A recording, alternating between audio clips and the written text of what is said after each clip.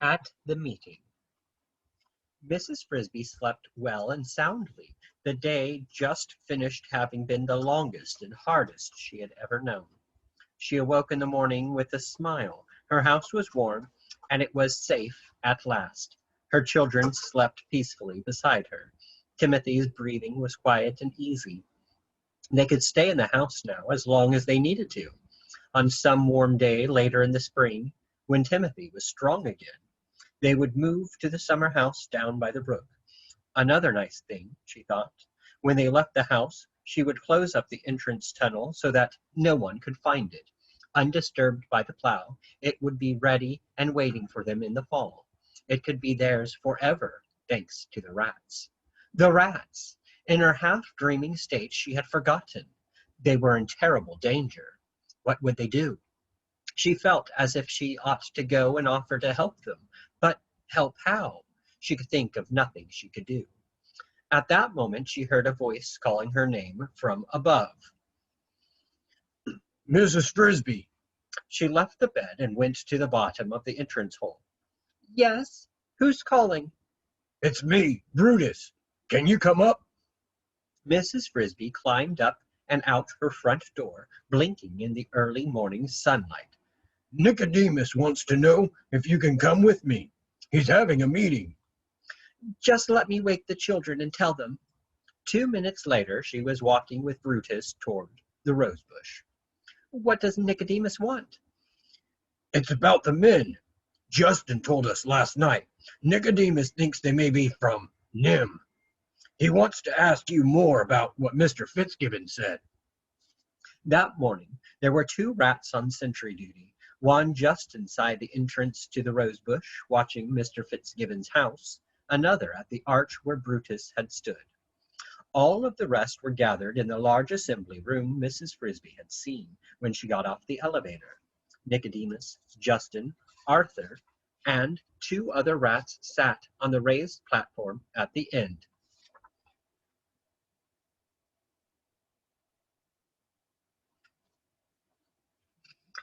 The rest sat facing them, filling up every square inch of floor space except for an aisle up the center. Mrs. Frisby had never seen so many rats. Even the young ones were present. She spotted Isabella staring up at the platform with wide, round eyes. Some of the mothers held small babies at their sides. Most of them looked anxious. There was an air of tension, but none of panic. Brutus led her up the center aisle to the raised platform. There was a table on it covered with papers and one vacant space where a chair had been placed for Mrs. Frisby. The rats waited in complete silence while she sat down. Then Nicodemus said, quite formally, Justin has told us all that happened. Mrs. Frisby, it seems you have more than repaid us for the help we gave you in moving your house. Just as your husband did once, you have saved us from disaster, death or capture. We do not yet know which. Justin gave her a wink. Mrs. Frisby had a taste of capture herself last night. Would you tell us, well as you can remember it, word for word, what Mr. Fitzgibbon said about the rats, about the men who were at the store? As well as I can remember it. Mrs. Frisby's voice sounded small in the big room. Mr. Fitzgibbon said a strange thing had happened in the hardware store. Henderson's, he called it. Her memory was good. She had listened with great care to what Mr. Fitzgibbon had said, and she was able to recall the whole conversation word for word. The rats sat quietly while she told it. Then Nicodemus went back over it, asking questions. You say that Mr. Fitzgibbon said 6 or 7 rats. Did he ever say which number it really was? No, I don't think he paid much attention to the number. Jenner's group was 7, said Justin, but it could be a coincidence. Did he say how far away the town was where this happened, or did he name it? No, but it must not be very far. He'd been there and back that day. Did anyone see his car go out? Nicodemus asked the others. I heard it, Brutus said. I was on duty. It went after lunch. And he was back by dinner. But which direction? If we knew, we might send someone. You see, Nicodemus explained to Mrs. Frisby. we need to know who those men are. If they're from NIMH, things are much worse for us. We'd never make it, said Arthur. Driving at, say, 40 or 50 miles an hour, Mr. Fitzgibbon might have gone 15 or 20 miles in any direction and returned easily the same afternoon. On the map, there was a road map on the table. You could see it could have been any one of half a dozen small towns, and each of them might have had a hardware store. You're right, of course, said Nicodemus. Without the name, that idea is hopeless. He turned back to Mrs. Frisby. Mr. Fitzgibbon said the rats were grouped around the motor, as if they were trying to move it. That's what he said. The store owner told him. He didn't see it himself. And that the motor was plugged in. Had been left plugged in, Mrs. Frisby quoted. But we don't know who plugged it in. I got the impression, Mrs. Frisby said, from the way he said it, that the store owner had left it plugged in, but I'm not sure. That would make sense, Arthur said.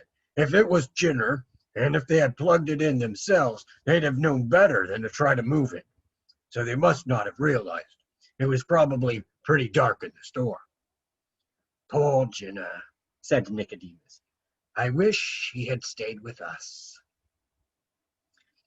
It will be poor us, said one of the rats at the table. Mrs. Frisby did not know his name. If we don't get on with this. He did not mention the doctor's name, Nicodemus said. Did he say even a word about what he looked like? No. Did he describe the truck at all? No, only that it was full of equipment.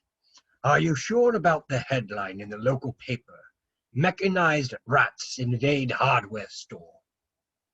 I'm sure that's what Mr. Fitzgibbon said it was, but I don't think he saw it. He didn't say so. In a way, that's the most puzzling thing about the whole story, Nicodemus said. Why is that? Asked Justin. Because the headline doesn't really fit the facts. You don't call a bunch of dead rats mechanized just because you find them on a shelf near a motor. Maybe not, said the nameless rat. But then, why did the newspaper say that?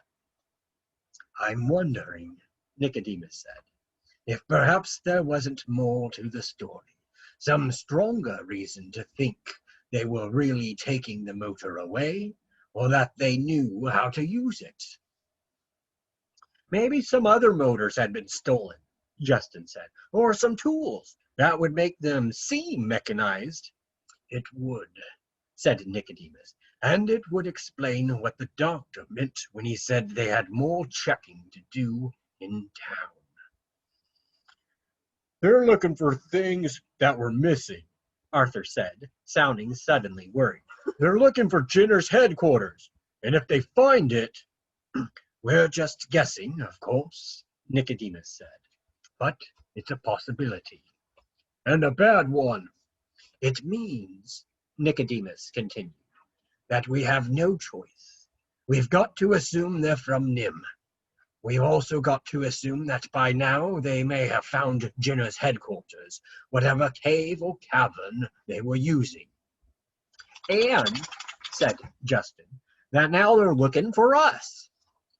Why for us? Asked one of the rats. Why wouldn't they think Jenner's group are the only ones? They might, Nicodemus admitted, but I don't think so. After all, they know that there were 20 of us originally. Why should there be only 7 now? And we already know that they're coming out here in quite a hurry at that.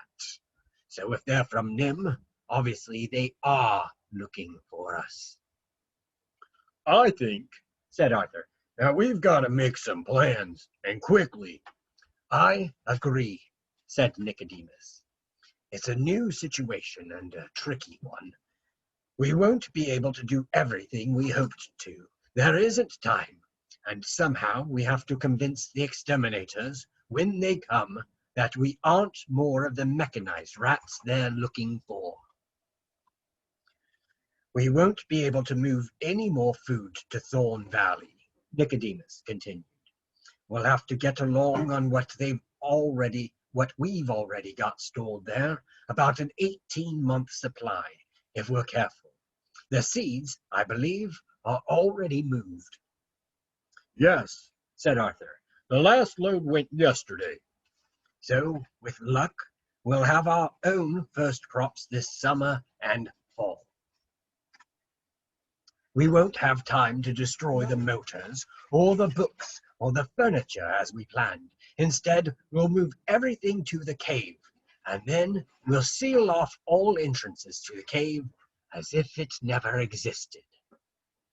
That can be done, Arthur said. But there's more.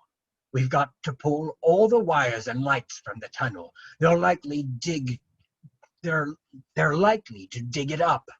And the carpets. We've got to tear down the arch. Then, when all that's done, when everything is hidden in the cave, we'll fill in the stairway and the elevator shaft. We'll seal off everything except the upper storage room and the tunnels leading in the front and out the back. When they dig, let them find that room. It's as big as an ordinary rat hole. Justin, tonight, take a group of a dozen or so. Go to the Fitzgibbons garbage can. Bring back a load of the worst-smelling garbage you can find. The storage room is going to become an ordinary, typical rat hole, not in the least mechanized or civilized. Nicodemus turned to Arthur. What do you think? I think we can do it all. We won't get much sleep, though, Justin said. But there's one more thing. Won't they think it's odd, especially if they're from NIMH, finding just an empty hole? Nicodemus said. I was coming to that. He sounded suddenly very tired. Tomorrow morning, as soon as it's light, the main group leaves for Thorn Valley. But some of us will have to stay behind. As Justin says, if they find just an empty hole, they're sure to be suspicious, and they'll keep on digging. So when they come with a gas truck, they've got to find some rats here. A rear guard, I'd say, at least 10. Mrs. Frisby walked slowly home, keeping to the edge of the woods, keeping out of sight. Justin had instantly volunteered for the rear guard. Brutus was second, and behind him 8 more. There were 50 more waiting behind them. Enough, said Nicodemus. Isabella, in tears, had run forward. I want to stay, please, she had pleaded, looking despairingly at Justin. No, children, said Nicodemus, and her mother led her away, still weeping. Those 10, the 10 who would remain, did not face certain death nor certain capture. The exterminators, they presumed, would make noise, especially if they cleared away the rose bush. The rats would be alerted. When the men pumped gas, as expected, into the hole, the pump would also make noise. The air below would move as the gas flowed in. When they felt that, the rats would scramble out the back exit, past the sealed-off cave, emerge as noisily as possible in the blackberry bramble indeed, show themselves, and dash off into the woods. But won't they block the rear exit? Or put a net over it? We'll give them another rear exit to block, Arthur had said cryptically. One that's easier to find. Mother, why are you so quiet? Asked Teresa. They were sitting down to dinner for the first time in their newly moved house. You seem sad. I suppose I am, Mrs. Frisby said, because the rats are all going away. But that's no reason.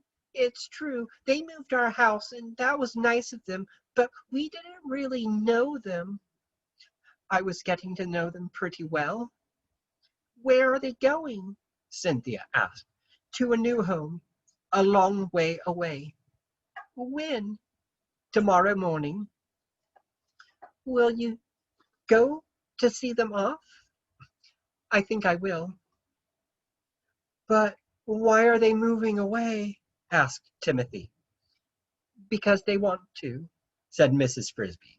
Some day soon she would tell them the whole story, but not that night. The doctor. The next morning Mr. Fitzgibbon started the larger of his two tractors, the huge one he kept in the barn, the one that pulled the combine in the fall harvest. With help from Paul and Billy, he bolted the big bulldozer blade to the front of it, rumbled it up through the barnyard gate, and stopped it near the rosebush. We'll wait until they come, he said, turning off the engine. Mrs. Frisby could not bear to watch, and yet even more she could not bear not to watch. She knew there was nothing to be gained by it, nothing she could do. Yet how could she stay at home when the tin rats, including Justin and Brutus, were waiting bravely underground? She could not. She thought at first of her watchhole in the corner post. Then she decided against it. Near to the rosebush, on the edge of the wood, stood a hickory tree, its scaly bark like a ladder inviting her to climb. 10 feet up on this tree, a large branch jutted straight out. On this branch, up close to the trunk, she had a vantage point from which, herself unseen, she could look down on the rosebush and also see into the woods to a blackberry bramble where, though she had never been in it, she was sure the rat's rear exit must be hidden. She settled down to wait. It was a chilly morning, with a damp breeze and a gray mist that blew by in patches. Somewhere near the middle of the morning, a square white truck came into the driveway. It went first to the house. A man in a white coverall uniform climbed out and knocked on the Fitzgibbons' door. It was too far away for Mrs. Frisby to hear the knock, or to hear what the man said when Mr. Fitzgibbon came out on the porch. But 10 seconds later, Billy ran from the house to the barn, where Mr. Fitzgibbon was working.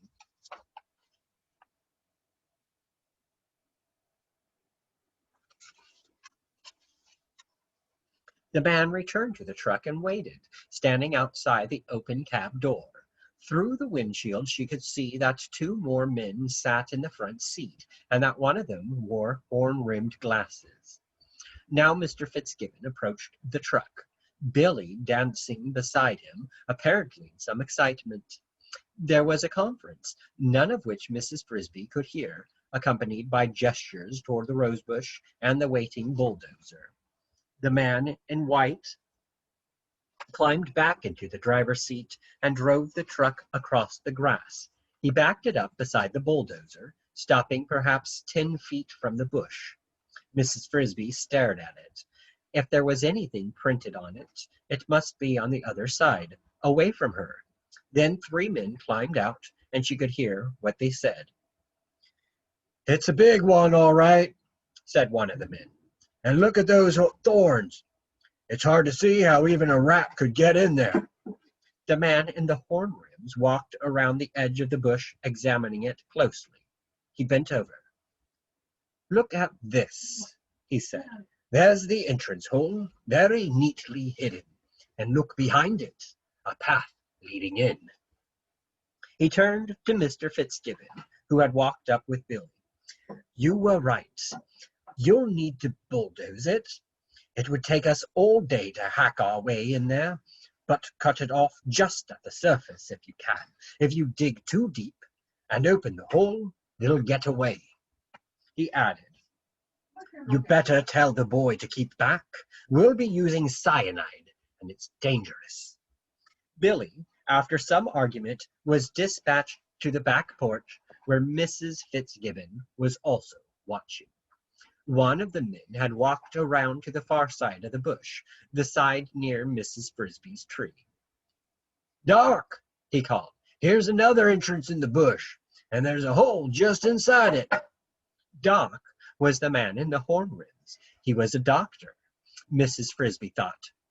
Doctor somebody. He was in charge. Can you get at it? He asked. Not very well. Too many thorns.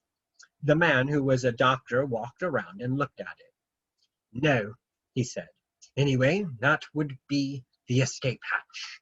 We'll find the main hole nearer the middle of the bush. He turned to Mr. Fitzgibbon, who had mounted the tractor. Okay, said the doctor. Can you push it that way, away from the shed? Mr. Fitzgibbon nodded, and the motor started with a roar. He pulled a lever and flexed the heavy steel blade up and down, bringing the bottom edge to rest just even with the ground. The blade was fully 8 feet across. He pulled another lever. The wheels, with cleated tires as tall as windows, dug in, and the blade scraped forward. The bush fought back, then yielded angrily, snapping and crackling before the inexorable thrust of steel. A single sweep, and a third of it lay, a writhing heap of thorns, in a pile 20 feet away. The ground trembled under the wheels, and Mrs. Frisby thought of the 10 rats huddled below. Supposing the weight collapsed the earth, caved in the storage room, and trapped them. Another sweep, and a third. Only a thorny stubble now stood where the bush had been. On the porch, Mrs. Fitzgibbon covered her eyes with her hands, and Billy cheered in excitement. Plainly exposed were 2 holes, simple round rat holes. There was no trace of the small mound nor the elegant arched entrance. Arthur had done his work thoroughly. Mrs. Frisby wondered for a moment at the second hole. Then she remembered his saying, We'll give them another rear exit to block. Of course, they had dug another hole. Most likely, she thought, just a dummy leading nowhere. The men in the white suits went into action. The back doors of the truck were opened and a long, flexible pipe unrolled. It looked like a fire hose, except that at the end, instead of a nozzle, there was a round plunger, like a big rubber ball cut in half. One of the men donned a mask, with a glass visor and a tube that ran to a pack on his back. A gas mask. The masked man pulled the hose over to the center rat hole and pressed the plunger over it, covering it completely. From the back of the truck, the other 2 took a large box made of wood and wire, almost a yard wide, and placed it over the second hole. It was a cage, but half of its bottom was a trap door, neatly mounted on hinges. This they raised, placing the open part directly over the opening in the earth. Then they backed away, one of them holding a tripcord, which would close the trapdoor after the rats were inside. All set, the doctor called to the man in the mask. The mask nodded. Keep back now, said the doctor to Mr. Fitzgibbon, who had left his tractor to watch. He walked to the truck, reached inside, and turned a switch. Mrs. Frisby heard the soft throb of a pump.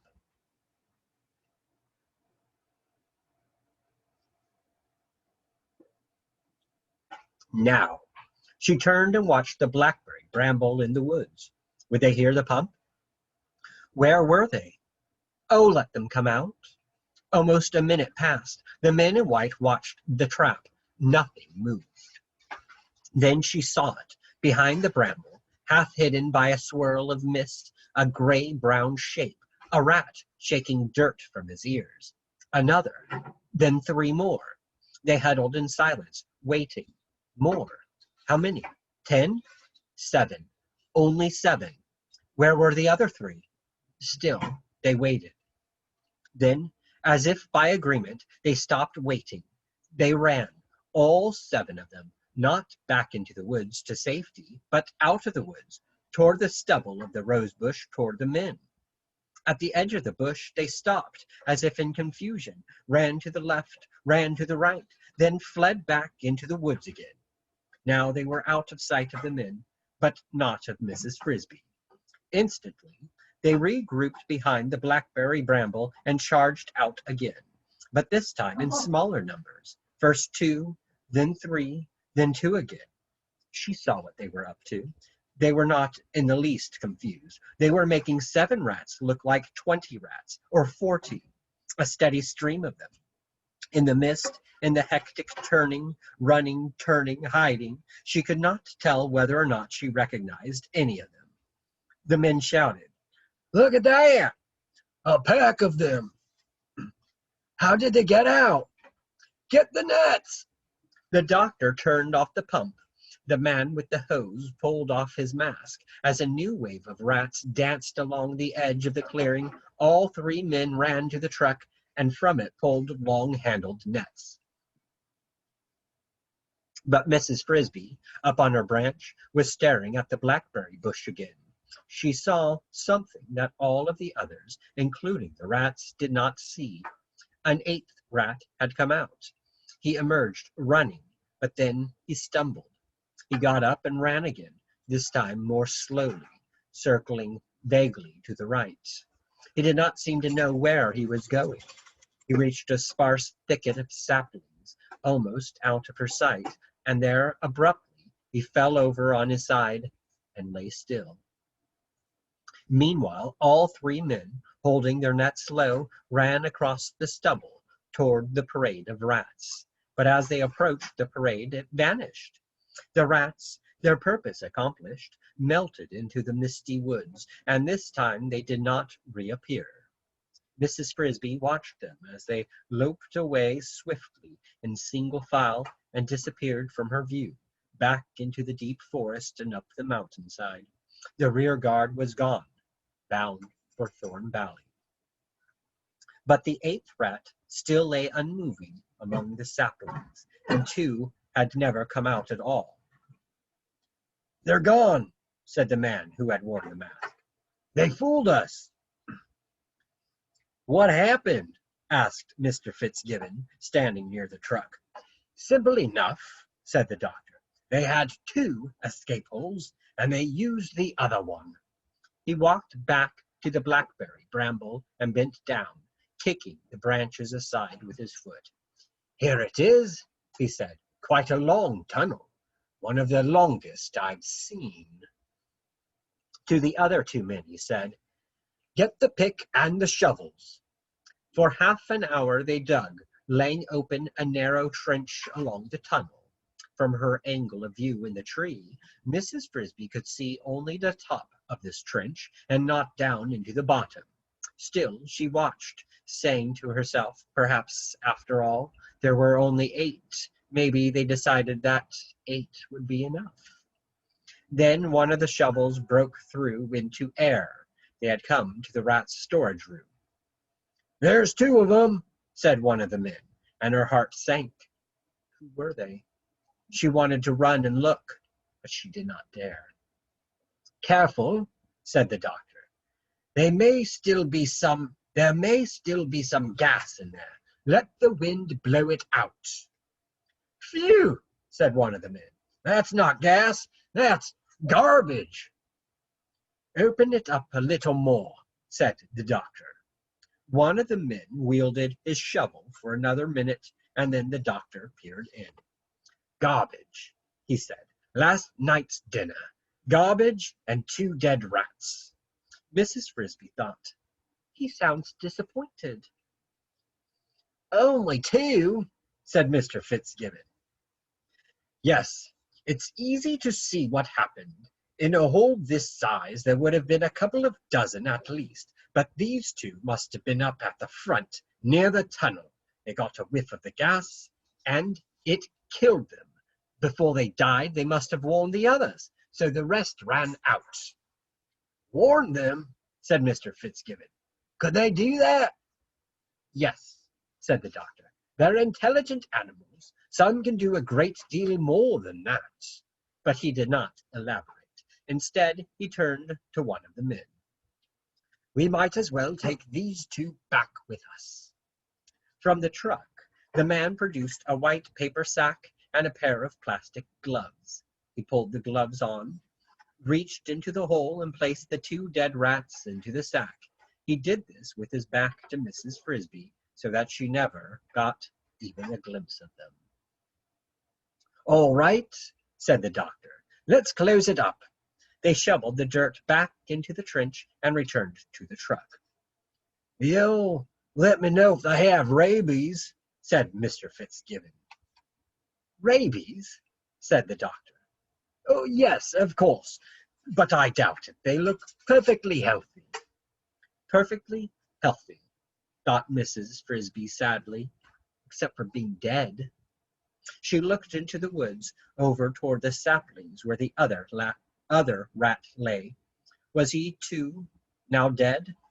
To her surprise, she saw that he was moving. Or was he? In the mist, it was hard to tell, but something had moved. After the truck had left, Mr. Fitzgibbon stood looking at the ruin of the rosebush. He seemed vaguely puzzled and disappointed. He must be wondering, she thought, whether it had been worth it just to exterminate two rats. He had no way of knowing, of course, that all the rest were also gone and would not return, that his grain loft was safe. In a moment he turned and walked to the house. As soon as he was safely gone, Mrs. Frisby scurried down from her tree and into the woods. On the ground she could no longer see the rat or the thicket where he lay, but she knew the direction, and she ran. Around a stump, over a mound of leaves, past a cedar tree. There were the saplings, and there lay the rat, still on his side. It was Brutus. Beside him, futilely trying to move him, stood Mr. Ages. She reached him, breathless from a run. Is he dead? No, he's unconscious, but he's alive and breathing. I think he'll revive if I can just get him to swallow this. Mr. Ages indicated a small corked bottle, no bigger than a thimble, on the ground beside them. What is it? An antidote for the poison. We thought this might happen, so we got it ready last night. He got just a little of the gas, made it this far, and then collapsed. Help me lift his head. Mr. Ages had been unable to lift Brutus's head and the bottle at the same time. Now, with Mrs. Frisby's help, he forced open Brutus's mouth and poured in just a few drops of the smoky liquid the bottle contained. In a few seconds, Brutus made a gulping noise, swallowing hard, and spoke. It's dark, he said. I can't see. Open your eyes, said Mr. Ages. Brutus opened them and looked around. I'm out, he said. How did I get here? Don't you remember? No. Wait. Yes, I was in the hole. I smelled gas, an awful choking, sweet smell. And I tried to run. But I stumbled over somebody lying on the floor, and I fell down. I must have breathed some of the gas. I couldn't get up. And then? I heard the others running past me. I couldn't see them. It was darker than night. Then one of them ran into me and stopped. He pulled me up, and I tried to run again, but I was too dizzy. I kept falling. The other one helped me up again, and I went a few steps more. He kept pulling me and then pushing. Somehow, finally, I got to the end of the tunnel. I saw daylight, and the air smelled better, but there was nobody else there. I thought the others must have left, so I ran a little further, and that's all I remember.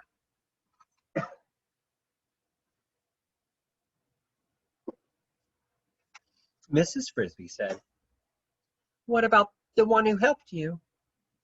I don't know who it was. I couldn't see, and he didn't speak at all. I suppose he was trying to hold his breath. When we got near the end and I could see daylight, he gave me one last shove toward it, and then he turned back. He went back? Yes, you see, there was still one rat back in there, the one I stumbled over. I think he went back to help that one. Whoever he was, said Mrs. Frisby. He never came out. He died in there. Whoever he was, said Mr. Ages. He was brave. Epilogue. A few days later, early in the morning, the plow came through the garden. Mrs. Frisby heard the chug of the tractor and the soft scrape of the steel against the earth. She watched from just inside her front door, fearfully at first, but then with growing confidence. The owl and the rats had calculated wisely, and the nearest furrow was more than 2 feet from her house. Behind the plow, in the moist and shining soil, the rudely upturned red-brown earthworms writhed in a frenzy to rebury themselves. Hopping along each furrow, a flock of spring robins tried to catch them before they slid from sight. And when the plowing was done, and the worms had all disappeared, either eaten or safely underground, Mr. Fitzgibbon came back with the harrow, breaking down the furrows and turned them all up again. It was a good day for the robins. After the harrow, for the next 2 days came the Fitzgibbons themselves, all 4 of them with hoes and bags of seeds, planting lettuce, beans, spinach, potatoes, corn, and mustard greens. Mrs. Frisby and her family kept out of sight.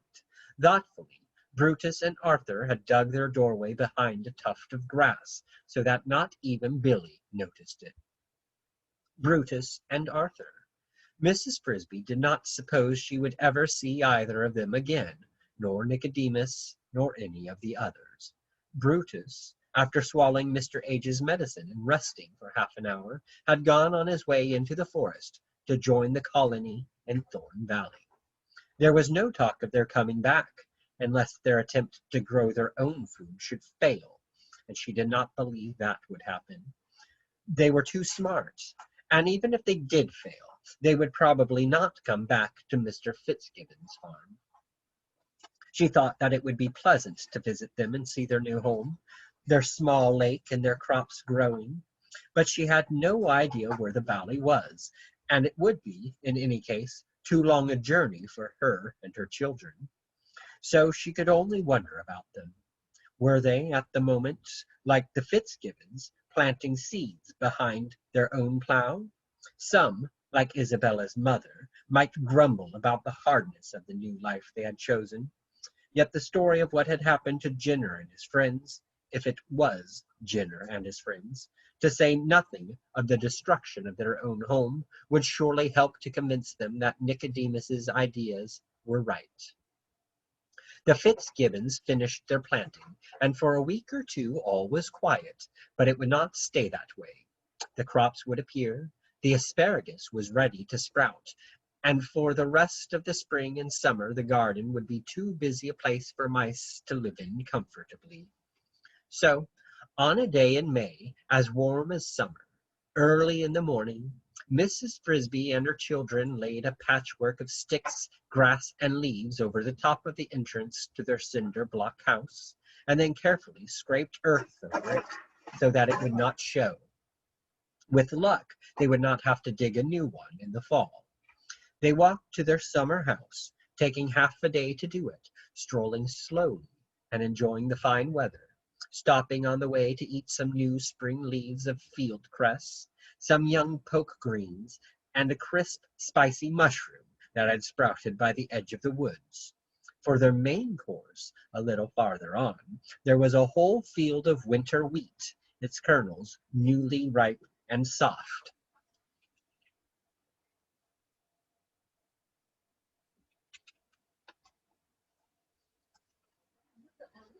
As they approached the brook, toward the big tree in the hollow of whose roots they would make their summer home, the children ran ahead, shouting and laughing. Timothy ran with them, and Mrs. Frisby was glad to see that he showed no trace of his sickness. It was an exciting time for them. In the garden they were always alone with themselves, but along the bank of the brook in summer lived 5 other mice families, all with children. Within a few minutes of arrival, her four had gone with a group of the others down to the water to see the tadpoles swim. Mrs. Frisby set about the job of tidying up the house, which had acquired a carpet of dead leaves during the winter, and then bringing in a pile of soft green moss to serve as bedding for them all. The house was a roomy chamber with a pleasant earthy smell. Its floor was hard-packed dirt, and its wooden roof was an arched intertwining of roots, above which rose the tree itself, an oak. On her way to get the moss, she saw one of her neighbors, a lady mouse named Janice, who, like herself, had 4 children. Janice ran over to talk to her. "You're so late getting here," she said. "We all thought something must have happened to you." "No," said Mrs. Frisby. "We're all fine." "But don't you live in the garden?" Janice persisted. "I should have thought you'd be afraid of the plowing." "As a matter of fact," Mrs. Frisby explained, "they didn't plow the particular spot in the garden where we live. It's behind a boulder." "You were lucky." "That's true." More than that, Mrs. Frisby did not tell. She had agreed to keep a secret, and she would do as she had said. Still, she thought after quite a long deliberation it was probably all right to tell her children, first making them promise to keep it secret. They were, after all, the children of Jonathan Frisby. For all she knew, and for all Nicodemus knew, they were likely to turn out to be quite different from other mice, and they had a right to know the reason. The following evening, therefore, when they had finished an early supper, she gathered them around her. "Children, I have a story to tell you, a long one." "Oh, good!" cried Cynthia. "What kind of a story?" "A true one, about your father and about the rats." "How can it be about father and the rats?" Teresa asked. "Because he was a friend of theirs." "He was?" said Martin incredulously. "I never knew that." "It was mostly before you were born." To everyone's surprise, Timothy said, "I thought he might be. I think Mr. H's was too." "How did you know that?" "I didn't know it. I just thought it. A couple of times I saw Mr. H's leaving the rose bush, and I knew that father used to visit him a lot, but I never saw him near the rose bush." Probably, Mrs. Frisby thought, because he would have been careful always to leave through the blackberry bramble just so we would not see him. They sat down outside the entrance to the house, and beginning at the beginning, with her first visit to the rats, she told them all that she had seen and done, and all that Nicodemus had told her. It took a long time to tell it, and as she talked, the sun sank low, turning the sky red and lighting the tops of the mountains, beyond which, somewhere, the rats of NIMH were living. The children's eyes grew round when she told them about the escape from NIMH, and even rounder when she described her own capture and escape from the birdcage. But in the end, the eyes of Teresa and Cynthia were filled with tears, and Martin and Timothy looked sad. Teresa said, "But, Mother, that's terrible. It must have been Justin. He saved Brutus and then went back, and he was so nice." Mrs. Frisby said, "It may have been Justin. We can't be sure. It could have been one of the others." Martin said, "I'm going to find out. I'm going to go to the Thorn Valley somehow, someday." "But it's too far, and you don't know where it is." "No, but I'll bet Jeremy knows. Remember, he told you the rats had a clearing back in the hills. That must be in Thorn Valley." He thought about this for a minute. Then he added, "He might even fly me there on his back, the way he did you." "But we don't know where Jeremy is either. We don't see the crows down here," Mrs. Frisby reminded him. "No, but in the fall, when we go back to the garden, I could find him then. If I got something shiny and put it out in the sun, he'd come to get it." Martin was growing excited at his idea. "Oh, Mother, may I?" "I don't know. I doubt that the rats will want visitors from the outside. They wouldn't mind. After all, you helped them, and so did Father, and I wouldn't do any harm." "It's not something we have to decide tonight," said Mrs. Frisby. "I'll think about it. And now it's late. It's time for bed." The sun had set. They went into the house and lay down on the soft moss Mrs. Frisby had placed on the floor of their room under the roots. Outside, the brook swam quietly through the woods, and up above them the warm wind blew through the newly opened leaves of the big oak tree. They went to sleep. The end.